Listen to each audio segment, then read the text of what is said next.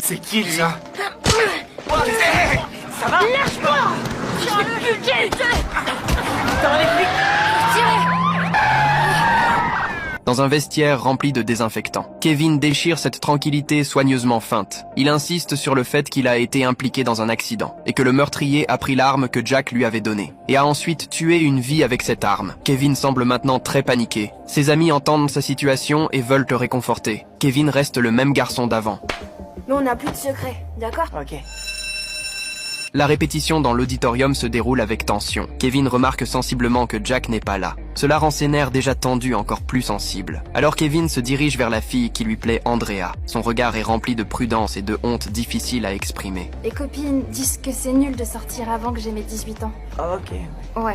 Mais on peut toujours rester amis? Ouais. Ça serait cool.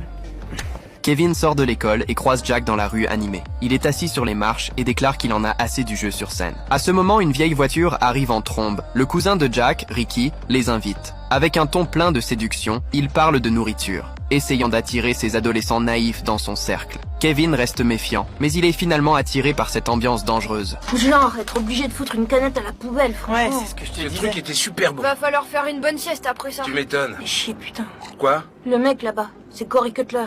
Lorsque Ricky mentionne un certain Cory, c'est l'ennemi de Jack de l'autre côté de la rue. Ricky utilise des propos humiliants pour attaquer l'estime de soi de Jack. Jack est ensorcelé par cette parole fanatique. Il se précipite finalement vers son ennemi près d'une autre voiture. La colère refoulée éclate en un instant. La rue devient instantanément une arène chaotique. La police les plaque brutalement sur le capot. Kevin n'a jamais été aussi proche du froid de la prison. Heureusement, les policiers les laissent y partir. Dans cette jeunesse cruelle, où théâtre et réalité se mêlent, ils comprennent enfin que l'éclat de chaque étoile se paie toujours du sang. On peut vous raccompagner? Non, on préfère prendre le bus.